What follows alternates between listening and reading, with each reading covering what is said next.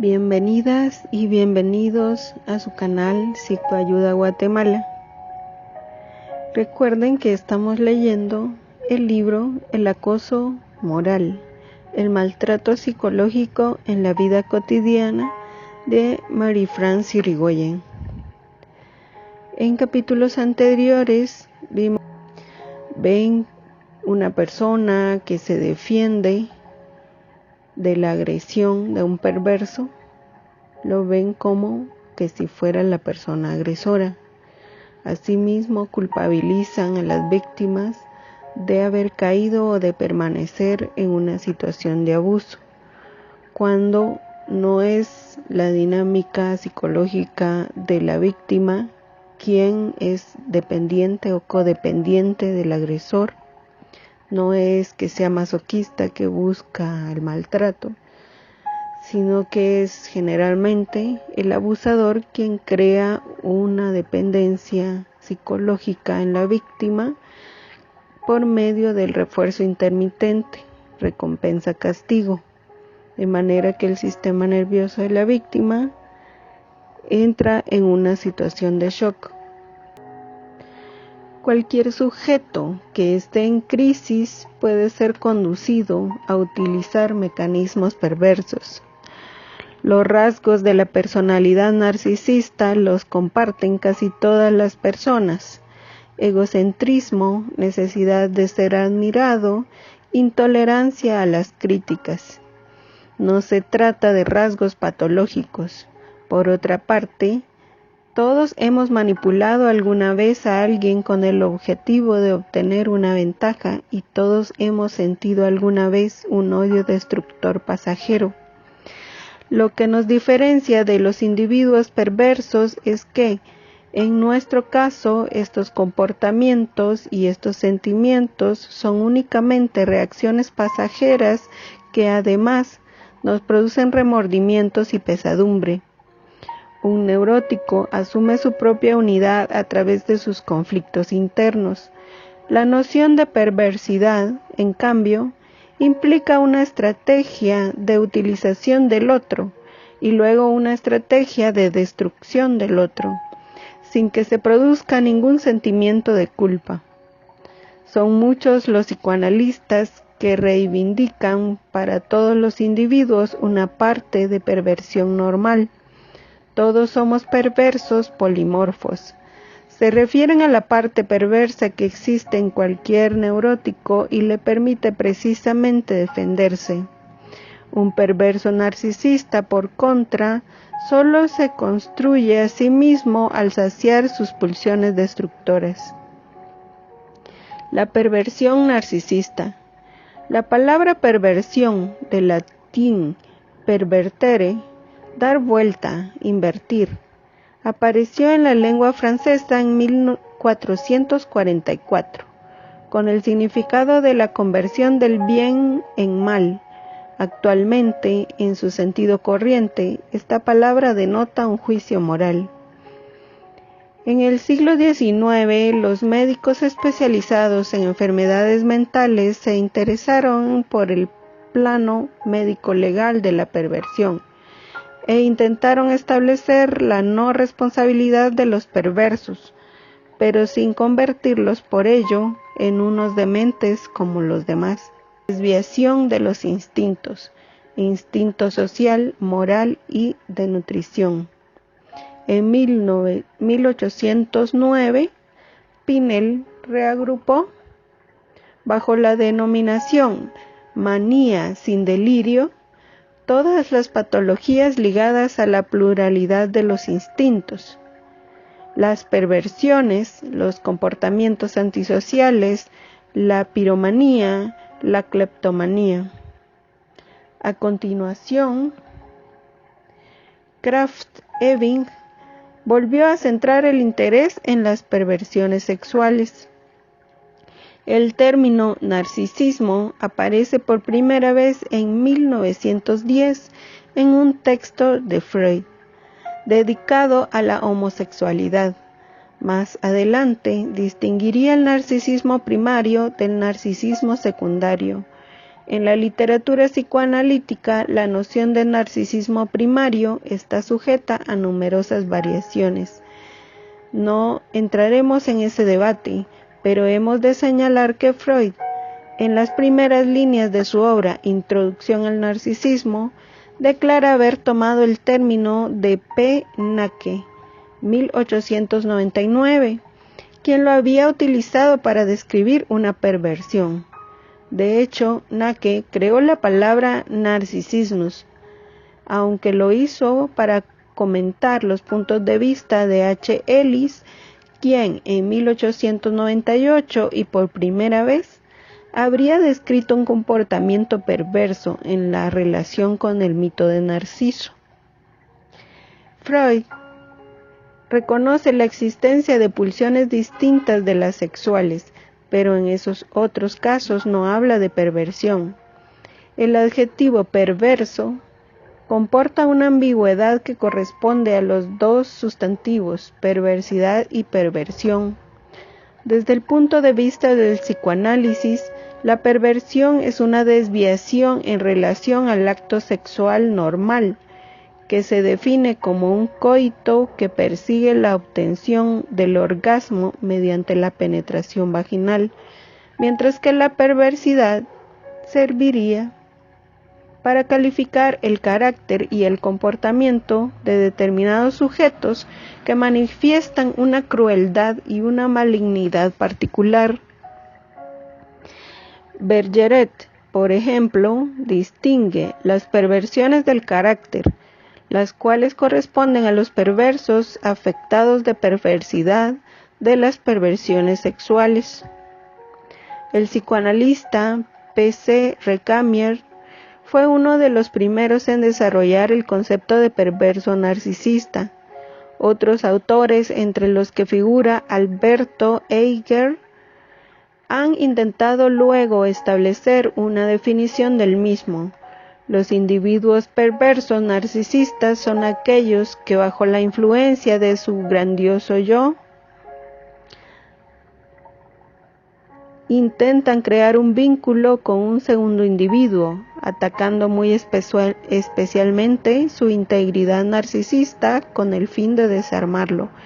Atacan a sí mismo, al amor hacia sí mismo, a la confianza hacia sí mismo, a la autoestima y a la creencia en sí mismo.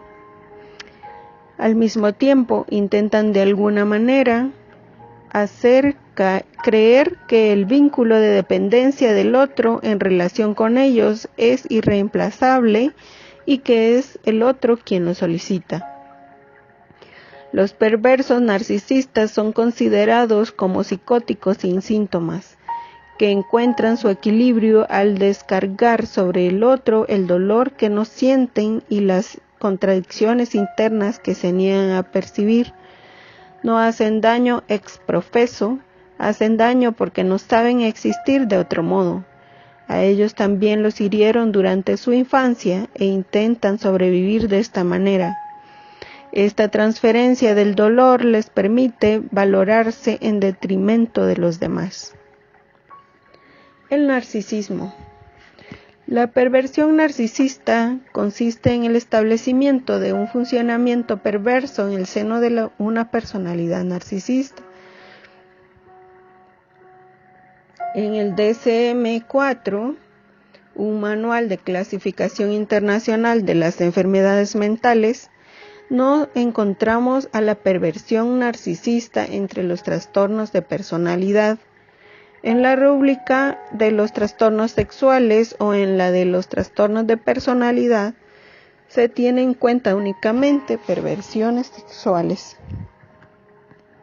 La personalidad narcisista se describe como sigue y tiene que presentar al menos 5 de las siguientes manifestaciones. El sujeto tiene una idea grandiosa de su propia importancia. Lo absorben fantasías de éxito ilimitado y de poder. Se considera especial y único. Tiene una necesidad excesiva de ser admirado. Piensa que se le debe todo. Explota al otro en sus relaciones interpersonales. carece de empatía, envidia a menudo a los demás, tiene actitudes y comportamientos arrogantes. La descripción de la patología narcisista que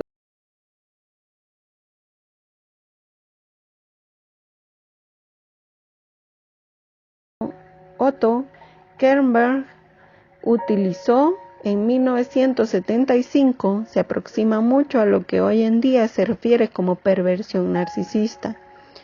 Los rasgos sobresalientes de las personalidades narcisistas son la grandiosidad, la exagerada centralización en sí mismos y una notable falta de interés y empatía hacia los demás.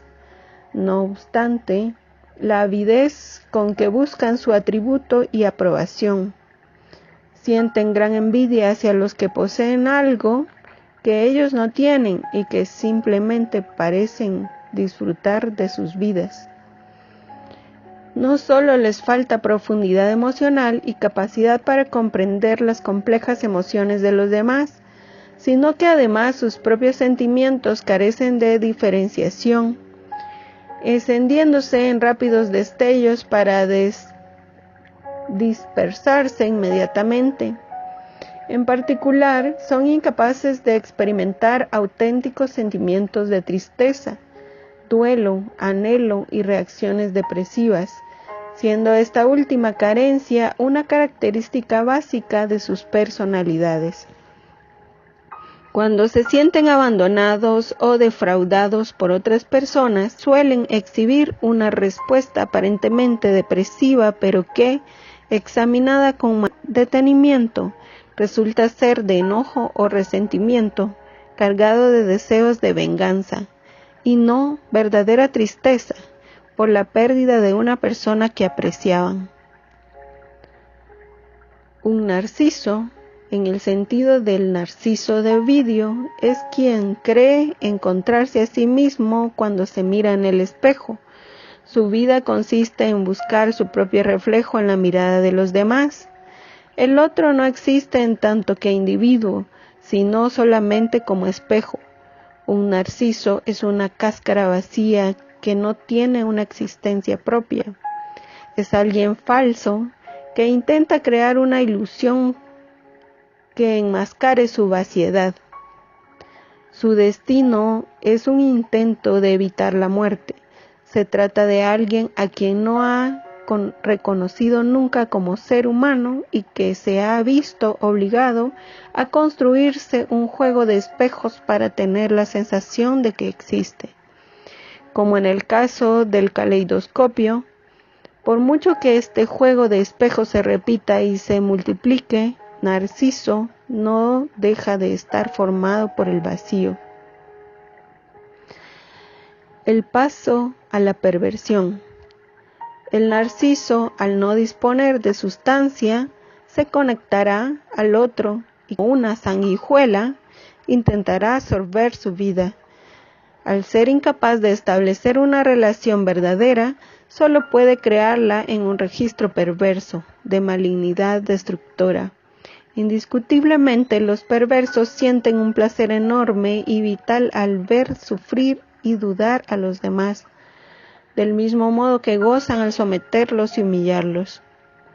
Todo empieza y se explica a través del narciso vacío, de una construcción mediante reflejos que ocupa su lugar y que nada contiene en su interior, del mismo modo que un robot está construido para imitar a la vida y cuenta con todas las apariencias o con todas las prestaciones de la vida, pero no posee la vida. El desorden sexual o la maldad no son más que consecuencias inevitables de esa estructura vacía. Igual que los vampiros, el narciso vacío necesita alimentarse de una sustancia, de la sustancia del otro. Cuando uno carece de vida, tiene que intentar apropiarse de ella o, si esto no es posible, tiene que destruirla para que no haya vida en ninguna parte. Los perversos narcisistas son invadidos por otro y no pueden prescindir de él. Ese otro no es ni siquiera un doble, el cual tendría una existencia propia, es simplemente un reflejo del mismo perverso. De ahí la sensación que tienen las víctimas de que se les niega en su individualidad. La víctima no es otro individuo, sino simplemente un reflejo. Cualquier situación que pueda poner en tela de juicio ese sistema de espejos que enmascara el vacío solo puede implicar una reacción en cadena de furor destructivo. Los perversos narcisistas no son más que máquinas de reflejos que buscan en vano su propia imagen en el espejo de los demás. Son insensibles, no tienen afectos. ¿Cómo podría ser sensible una máquina de reflejos? De este modo no sufren. Sufrir supone una carne, una existencia. No tienen historia porque están ausentes. Solo los seres que están presentes en el mundo pueden tener una historia. Si los perversos narcisistas se dieran cuenta de su sufrimiento, algo nuevo empezaría para ellos. Se trataría de algo distinto que supondría el final de su funcionamiento anterior. La megalomanía. Los perversos narcisistas son individuos megalómanos que se colocan en una posición de patrón de referencia del bien y del mal y de la verdad. A menudo se les atribuye un aire moralizador, superior y distante, aunque no digan nada. El otro se siente cogido en falta. Exhiben unos valores morales irreprochables con los que dan el pego y una buena imagen de sí mismos, y denuncian la malevolencia humana. Presentan una ausencia total de interés y de empatía por los demás, pero desean que los demás se interesen por ellos. Se les debe todo, critican a todo el mundo y no admiten ninguna acusación ni ningún reproche. Frente a este mundo de poder, la víctima se siente forzosamente en un mundo de fallos. Señalar los errores de los demás es una manera de no ver los propios, una manera de defenderse de la angustia de orden psicótico. Los perversos en la relación con los demás para seducirlos, a menudo se les describe como personas seductoras y brillantes. Una vez que se ha pescado al pez, basta con mantenerlo enganchado mientras se le necesite. El otro no existe, no se le ve ni se le escucha, es simplemente útil. En la lógica perversa no existe la noción del respeto al otro. La seducción perversa no conlleva ninguna afectividad. El mismo principio del funcionamiento perverso es evitar cualquier afecto. El objetivo no es tener sorpresas. Los perversos no se interesan por las emociones complejas de los demás. Son impermeables al otro y a su diferencia, salvo en los casos en que perciben que esa diferencia puede molestarles. Se produce una negación total de la identidad del otro, cuya actitud y cuyos pensamientos tienden a conformarse a la imagen que los perversos tienen del mundo. La fuerza de los perversos estriba en su insensibilidad. No conocen ningún escrúpulo de orden moral, no sufren. Atacan con absoluta impunidad, pues aun cuando sus víctimas utilicen defensas perversas como respuesta, se las ha elegido porque no alcanzan nunca el virtuosismo del que supuestamente las protege. Los perversos pueden apasionarse con una persona, una actividad o una idea, pero estos destellos son muy superficiales. Ignoran los verdaderos sentimientos y muy específicamente los de tristeza y el duelo. En ellos las decepciones producen ira o resentimiento y un deseo de venganza. Esto explica la rabia destructora que los embarga cuando tienen que afrontar una separación. Cuando un perverso percibe una herida narcisista, una derrota o una repulsa, siente un deseo ilimitado de obtener una revancha. No se trata, como sería el caso de un individuo colérico, de una reacción pasajera y desordenada, sino de un rencor inflexible al que el perverso aplica todas las capacidades de razonamiento. Los perversos, del mismo modo que los paranoicos, mantienen una distancia afectiva suficiente que les permita no comprometerse realmente. La eficacia de sus ataques es un resultado del hecho de que ni la víctima ni el observador externo pueden imaginar que alguien carezca hasta tal punto de compasión ante el sufrimiento ajeno. El vampirismo. La víctima no existe en tanto que persona, sino en tanto que soporte una cualidad del que el perverso intenta apropiarse. Los perversos se alimentan de una energía de los que padecen su encantamiento. Intentan apropiarse del narcisismo gratificador del otro, invadiendo su territorio psíquico.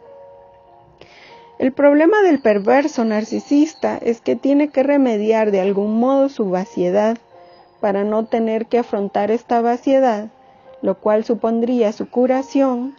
El narciso se proyecta sobre su contrario, se vuelve perverso en el primer sentido del término, se desvía de su vacío, mientras que el no perverso afronta ese vacío. De ahí su amor y su odio hacia la personalidad maternal, la figura más explícita de la vida interior. El narciso necesita la carne y la sustancia del otro para llenarse, pero es incapaz de alimentarse con esa sustancia carnal, pues ni siquiera dispone de un inicio de sustancia que le permita acoger, agarrar y hacer suya la sustancia del otro. Esta sustancia termina por convertirse en un peligroso enemigo, pues no hace más que revelarle su propio vacío. Los perversos narcisistas sienten una envidia muy intensa hacia los que le parecen poseer cosas que ellos no poseen, o hacia los que simplemente gozan de la vida.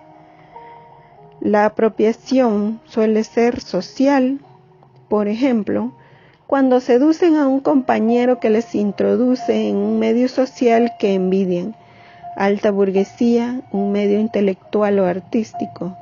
El beneficio de esta operación resulta de poseer un compañero que facilita el acceso al poder.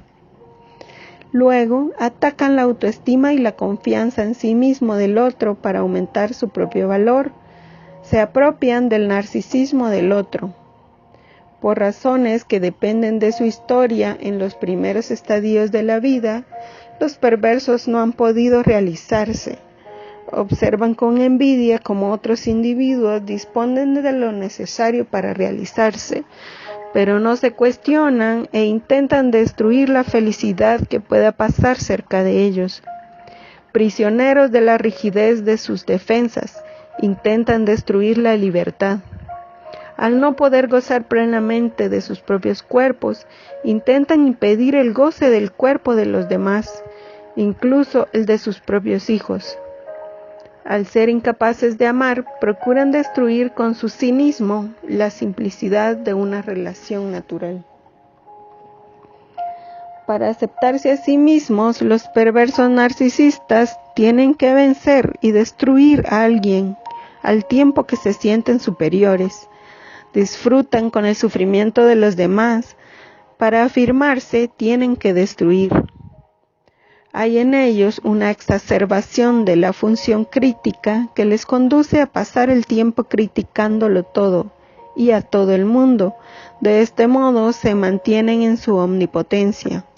Si los demás son una nulidad, forzosamente yo soy mejor que ellos. La envidia y la finalidad de la apropiación son el motor del núcleo perverso. La envidia es un sentimiento de codicia, de irritación rencorosa que se desencadena a raíz de la visión de felicidad y las ventajas del otro. Es una mentalidad inicialmente agresiva que se funda en la percepción de lo que el otro posee y uno no. Esta percepción es subjetiva. y puede llegar a ser delirante. La envidia comporta dos polos. Por un lado, el egocentrismo y, por otro, la mala intención, que se basa en las ganas de perjudicar a la persona envidiada. Esto supone un sentimiento de inferioridad en relación con esa persona que posee lo que uno codicia. El envidioso lamenta ver cómo el otro posee ciertos bienes materiales o morales y desea destruirlos antes que adquirirlos. Si los adquiriera, no sabría qué hacer con ellos. No tiene los recursos necesarios para ello.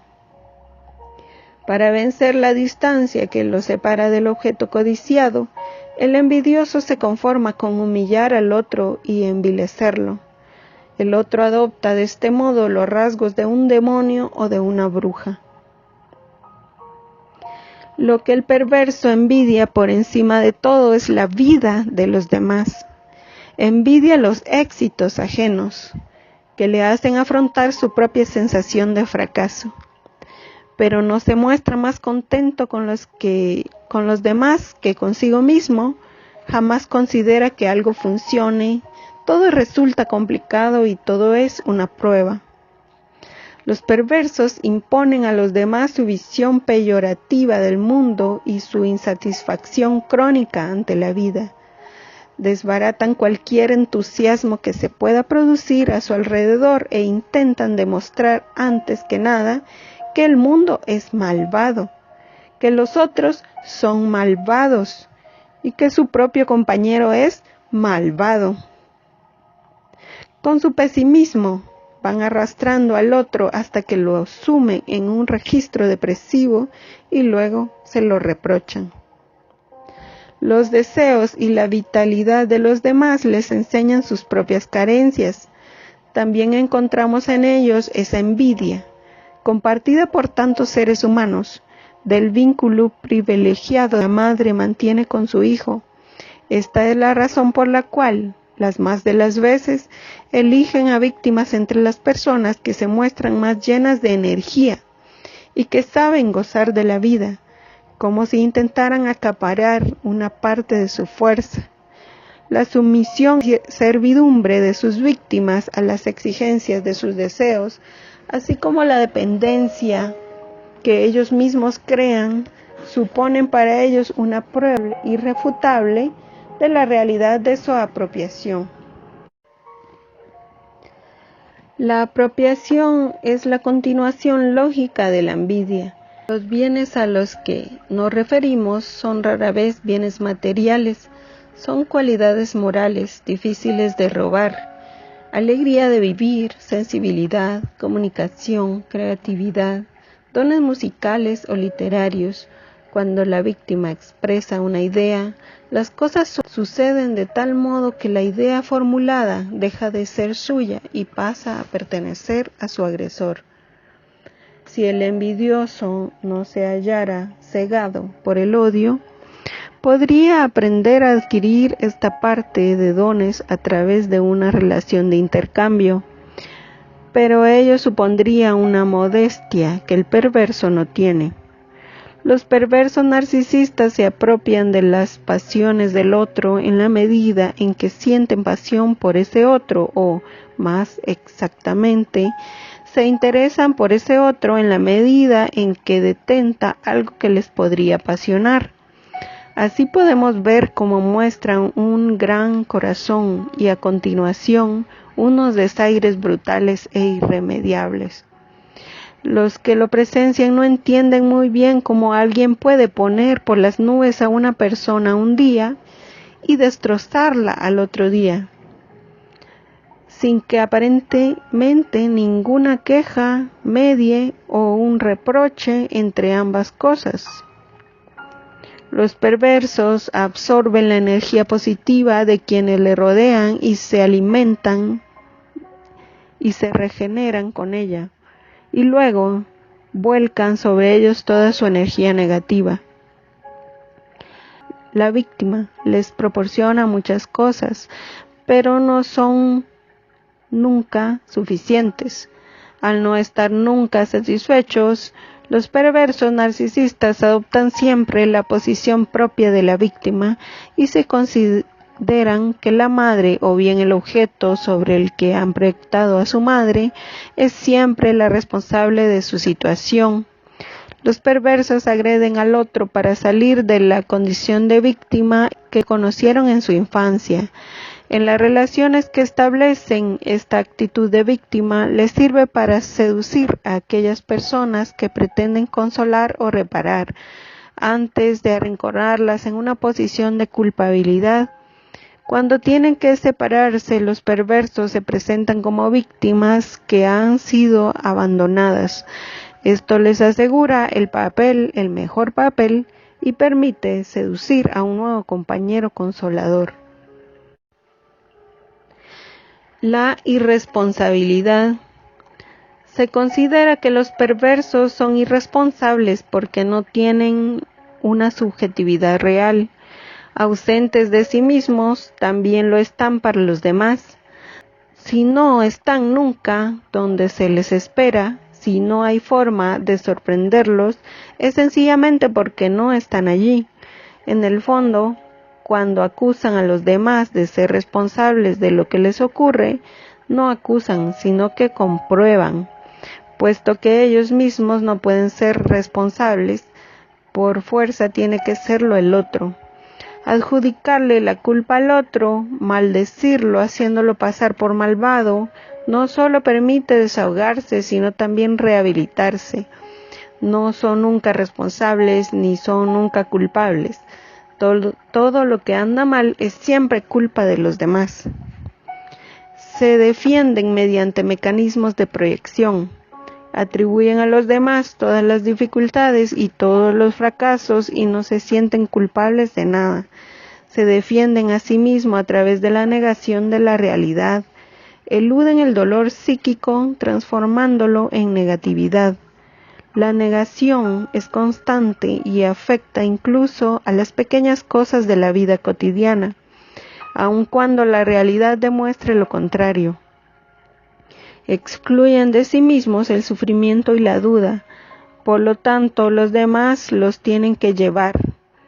Agredir a los demás es su manera de evitar el dolor, la pena y la depresión. Los perversos narcisistas tienen dificultades para tomar decisiones en la vida corriente y necesitan que otras personas asuman esa responsabilidad de su lugar. No son de ningún modo autónomos y no pueden prescindir del prójimo, lo que les conduce a un comportamiento pegajoso y a temer la separación. Sin embargo, piensan que el otro es el que solicita la sujeción.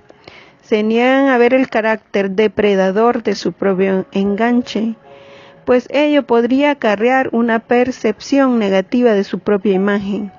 Esto explica su violencia para con el compañero demasiado benévolo o reparador. Si este último, en cambio, se muestra independiente, entonces lo perciben como si fuera hostil o rechazador.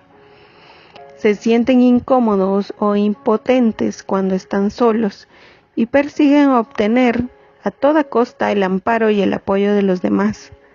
También les cuesta iniciar proyectos y hacer las cosas en soledad. En cierto modo, solicitan la repulsa, pues esto les confirma que la vida es exactamente tal y como lo habían previsto. Pero cuando una relación se acaba, buscan con urgencia una nueva relación que les garantice el amparo que necesitan. La paranoia. Los perversos narcisistas suelen presentarse como moralizadores y suelen dar lecciones de rectitud a los demás. En este sentido, se aproximan a las personalidades paranoicas. La personalidad paranoica responde a las siguientes características: la hipertrofia del yo, orgullo, sentimiento de culpabilidad; la rigidez psicológica, obstinación, intolerancia, racionalidad fría, dificultad para mostrar emociones positivas, desprecio del otro; la desconfianza, temor exagerado a la agresividad ajena, sensación de ser una víctima de maldad del otro, suspicacia, celos. Los juicios equivocados, interpreta acontecimientos neutros como si fueran adversos. El perverso, a diferencia del paranoico, aunque conozca perfectamente las leyes y las reglas de la vida en sociedad, juega con ellas para soslayarlas con un mayor regocijo. Desafiar las leyes es lo propio del perverso. Su objetivo es confundir a su interlocutor mostrándole que su sistema de valores morales no funciona, para luego conducirlo hacia una ética perversa. Los paranoicos toman el poder por la fuerza, mientras que los perversos lo toman mediante la seducción.